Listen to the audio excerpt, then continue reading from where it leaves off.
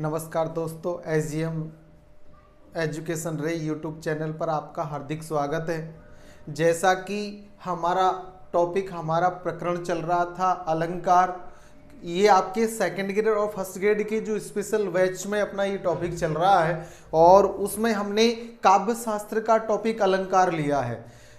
हर competition exam में second grade, first grade या रीट में भी इससे प्रश्न आते हैं, तो अलंकार या रस आदि से कई प्रश्न पूछे जाते हैं। तो उसी कड़ी में देखिए, हमने अलंकारों में शब्दालंकार को विस्तृत रूप से उसके चारों भेदों को पढ़ा और अच्छी तरह विस्तृत समझा। जैसे आपने शब्द के आधार पर किसी काव्य या रचना में चमत्कारिता आए तो वहाँ शब्दालंकार होता है, और शब्दालंकार के मूलतः चार भेद होते हैं, जिसमें आपने अनुप्रास अलंकार यानी कि वर्ण की बार बार आवृत्ति हो, समान वर्ण बार बार आए तो वहाँ अनुप्रास अलंकार होता है। अनुप्रास अलंकार के पांचों भेदों को पढ़ा। उसके बाद हमने यमक अलंकार यानी कि जहां शब्द की समान शब्द की बार बार आवृत्ति हो वहां यमक अलंकार होता है। यमक अलंकार के दो भेद अभंग यमक और सभंग यमक को हमने पढ़ा। उसके बाद शब्दालंकार का तीसरा भेद श्लेष अलंकार को हमने पढ़ा, जहां शब्द एक लेकिन प्रसंग या संदर्भ के अनुसार अर्थ अनेक हो वहां श्लेष अलंकार होता है। श्लेष अलंकार के भी दो भेद होते हैं, जिसमें आपके अभंग श्लेष और सभंग श्लेष को हमने पढ़ा। उसके बाद आपने जो शब्दालंकार का चौथा भेद जो पढ़ा हमने वो था आपकी वक्रोक्ति अलंकार। वक्र उक्ति यानी जो वक्ता द्वारा कही गई बात को श्रोता इस तरह ग्रहण करे कि उसका कुछ उल्टा, उसका टेढ़ा अर्थ ग्रहण करे, वहां वक्रोक्ति अलंकार होता है। वक्रोक्ति अलंकार के भी दो भेद होते हैं, श्लेष वक्रोक्ति और काकु वक्रोक्ति। इस प्रकार हमने शब्दालंकार को विस्तृत रूप से समझा। अब आपका दूसरा अलंकार है अर्थालंकार। दूसरा अलंकार, दूसरा भेद वो है आपके अर्थालंकार। तो हम अर्थालंकार में पढ़ रहे थे, तो देखिए अर्थालंकार क्या है। यानी कि हमने पढ़ा जहां शब्द के आधार पर काव्य में चमत्कारिता या सुंदरता आए वहां शब्दालंकार होता है। इसी प्रकार जब किसी काव्य में चमत्कारिता अर्थ के आधार पर प्रकट होती है, अर्थात तो जहां किसी काव्य में उसकी सुंदरता, उसकी चमत्कारिता किसके आधार पर प्रकट हो, अर्थ के आधार पर, तो वहां अर्थालंकार होता है। अर्थात जब किसी काव्य में प्रयुक्त अलंकारिक शब्द के स्थान पर उसका पर्यायवाची शब्द रख दिए जाने पर भी अलंकार बना रहता है। कहने का मतलब शब्दालंकार में तो जो शब्द आना है वही रहना है, उस शब्द के स्थान पर दूसरा शब्द नहीं रख सकते, लेकिन अर्थालंकार में उसका दूसरा पर्यायवाची यानी किसी शब्द का दूसरा पर्यायवाची रख दिया जाए तब भी वही अर्थ प्रकट होता है जो होना है, अर्थ में चमत्कार बना रहता है, तो वहां अर्थालंकार होता है। इसलिए वहां कौन सा अलंकार होता है, अर्थालंकार। अब अर्थालंकार के कई भेद होते हैं, जिनमें से उपमा है, रूपक है, उत्प्रेक्षा है, विरोधाभास है, संदेह है, भ्रांतिमान है या अन्य और अतिशयोक्ति है, मानवीकरण है और कई सारे हैं। उन्हें हम विस्तृत रूप से एक एक को समझेंगे। तो सबसे पहला जो अपना अलंकार है अर्थालंकार का वो है उपमा अलंकार। पहला कौन सा है, उपमा। तो उपमा अलंकार के साथ ही हम आगे विस्तृत रूप से समझते हैं। तो उपमा दो शब्दों से मिलकर बना है, उप प्लस मा। उप का अर्थ होता है समीप लाकर, मा यानी मापना या तोलना, अर्थात दो अलग अलग शब्दों को समीप में लाकर, पास में लाकर उन्हें मापना या तोलना ही क्या कहलाता है, उपमा। जब किसी पद में दो पदार्थों की समानता को व्यक्त किया जाता है, अर्थात किसी एक सामान्य पदार्थ को किसी विशेष पदार्थ के समान मान लिया जाता है, तो वहां उपमा अलंकार होता है। कहने का मतलब एक पदार्थ, एक वस्तु सामान्य होती है या दूसरा पदार्थ, दूसरी वस्तु विशेष होती है। जब दोनों को समान किया जाए, समान माना जाए, तो वहां कौन सा अलंकार होता है, उपमा अलंकार। यानी कि उपमा या सादृश्य मूलक अलंकारों के अंग निम्न चार होते हैं। जो उपमा अलंकार हो या सादृश्य मूलक अन्य रूपक है, आपकी उत्प्रेक्षा है, विरोधाभास है आदि सभी के मूलतः सादृश्य मूलक अलंकारों के कितने अंग होते हैं, चार। पहला है आपके उपमेय, पहला अंग है उपमेय, दूसरा अंग है उपमान, दूसरा कौन सा है उपमान, और तीसरा अंग है वाचक शब्द।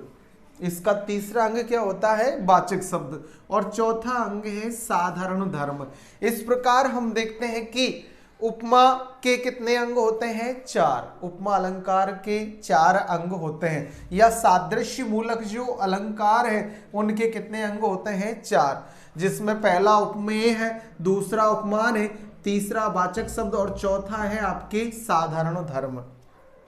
अब देखिए जहां आपके उपमा अलंकार है उसका पहला पहला अंग उपमेय, तो कभी जिस पदार्थ का वर्णन करता है उस सामान्य पदार्थ को उपमेय या प्रस्तुत पदार्थ कहा जाता है। यानी कवि द्वारा जिस सामान्य पदार्थ का जो वर्णन किया जाता है या तो वो उपमेय होता है या प्रस्तुत पदार्थ होता है, अर्थात जो उपमा देने योग्य हो, जिसको उपमा दी जाती है या जिसको किसी के समान बताया जाता है वो ही उपमेय कहलाता है।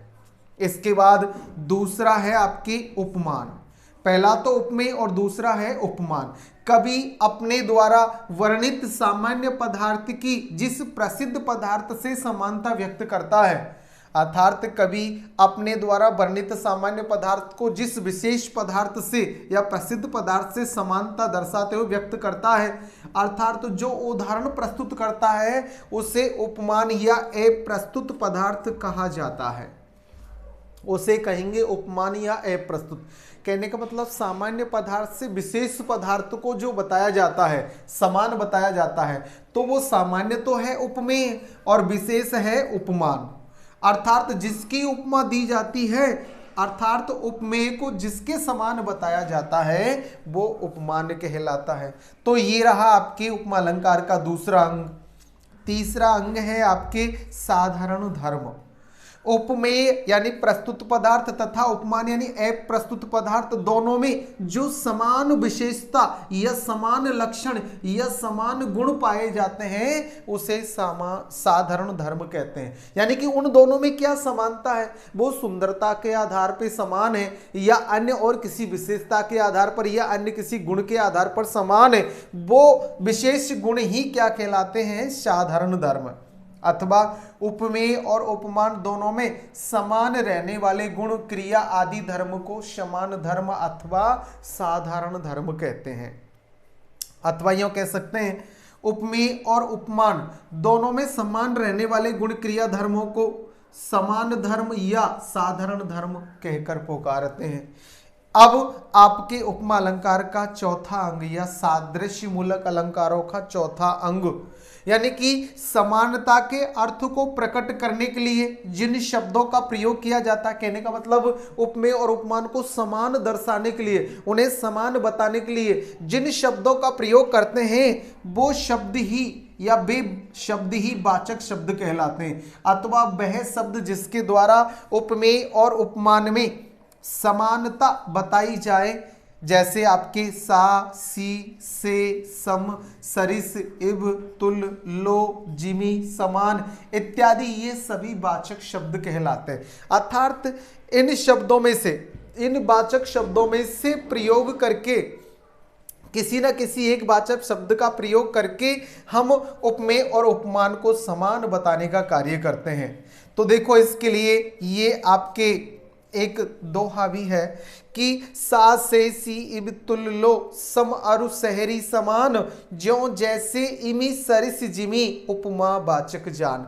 अर्थात सा, से, सी, इब, तुल, लो, सम और सहरी समान, ज्यों जैसे इमी, सरिस, जिमी, ये सभी उपमा के वाचक शब्द है। ये सभी उपमा अलंकार के वाचक शब्द है। उदाहरण के लिए देखिए उपमा का पहला, चंद्रमा सा कांति में मुख रूप दर्शन है तुम्हारा। तो यहाँ चंद्रमा सा कांति में मुख रूप दर्शन है तुम्हारा। तो इसमें देखा जाए तो उपमेय, उपमेय हो जाएगा प्रस्तुत जो है आपकी मुख, उपमान हो जाएगा जो अप्रस्तुत जैसे चंद्रमा, और वाचक शब्द हो जाएगा आपके सा इसमें, और साधारण धर्म होगा कांति में या उसकी चमक, उसका जो सुंदरता का भाव है। तो ये आपके पहले उदाहरण में हमने देखा कि उपमा अलंकार में कौन सा उसका उपमेय, कौन सा उसका उपमान है, कौन सा उसका साधारण धर्म है और कौन सा उसका वाचक शब्द है। दूसरा उदाहरण देखिए, सुनी सुरसरी सम शीतल वाणी। तो यहां इस उदाहरण में, इस एग्जाम्पल में देखिए आप, उपमेय हो जाएगा वाणी प्रस्तुत, उपमान ए प्रस्तुत यानी सुरसरी, और वाचक शब्द हो जाएगा सम, और साधारण धर्म है शीतल, यानी शीतलता के आधार पर उपमेय और उपमान को समान बताया है। अगला तीसरा उदाहरण, मुख कमल सा खिल गया। मुख को किसके समान बताया है? कमल के समान। किस गुण के आधार पर? खिलने के गुण के आधार पर। ये आपके वाचक शब्द हो जाएगा। तो मुख तो हो जाएगा उपमेय, कमल उपमान, सा आपके वाचक शब्द, और खिलना उसका साधारण धर्म हो जाएगा। इस प्रकार हमने देखा कि उपमा अलंकार के 4 अंग होते हैं, उपमेय, उपमान, साधारण धर्म और वाचक शब्द। ये चारों को हमने यहाँ उदाहरणों सहित समझा कि कैसे उपमा अलंकार में इन अंगों का प्रयोग होता है। अब देखो, इसी के आधार पर, इन अंगों के आधार पर ही उपमा अलंकार के 4 भेद होते हैं। इन अंगों के आधार पर ही उपमा अलंकार के कितने भेद होते हैं? 4। तो देखिए, उपमा अलंकार के मुख्यतः उपमा अलंकार के मुख्यतः 2 भेद होते हैं। इन अंगों के आधार पर उपमा अलंकार के लुप्तोपमा अलंकार दूसरा, उसके 4 भेद होते हैं। बाकी मुख्यतः इसके कितने भेद होते हैं? 2। समझिए, उपमा अलंकार के मुख्यतः तो 2 भेद होते हैं, जिसमें पहला है पूर्णोपमा और दूसरा है लुप्तोपमा। तो देखिए, जब पद में उपमा के 4 अंग मौजूद हो, जिसमें उपमेय, उपमान, वाचक शब्द, साधारण धर्म, ये 4 अंग अगर उपस्थित है किसी पद में, किसी काव्य में, तो वहां पूर्णोपमा अलंकार होगा। तो वहां कौन सा अलंकार होगा? पूर्णोपमा। लेकिन जहां और फिर दूसरा भेद है लुप्तोपमा, और जब इन 4 अंगों में से कोई एक अंग नहीं रहता है, कोई एक अंग लुप्त रहता है, तो वहां लुप्तोपमा अलंकार होता है। जो अंग लुप्त होता है उसका नाम पहले रखकर लुप्तोपमा पूरा नाम दिया जाता है। जैसे माना कि किसी में उपमेय लुप्त है तो उपमेय लुप्तोपमा, किसी में उपमान लुप्त है तो उपमान लुप्तोपमा, किसी में वाचक शब्द लुप्त है तो वाचक शब्द लुप्तोपमा, साधारण धर्म लुप्त है तो साधारण धर्म लुप्तोपमा।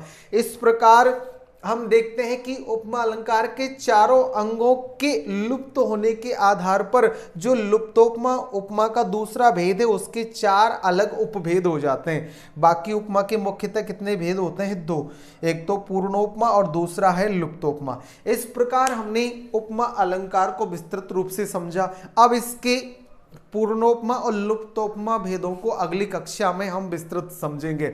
इनमें जो पढ़ा है उसमें अगर आपको कोई समस्या लगे, कोई कठिनाई हो, तो कमेंट से बताएं। आप लाइक शेयर और सब्सक्राइब जरूर करें। अच्छा पढ़े, आगे बढ़े। धन्यवाद।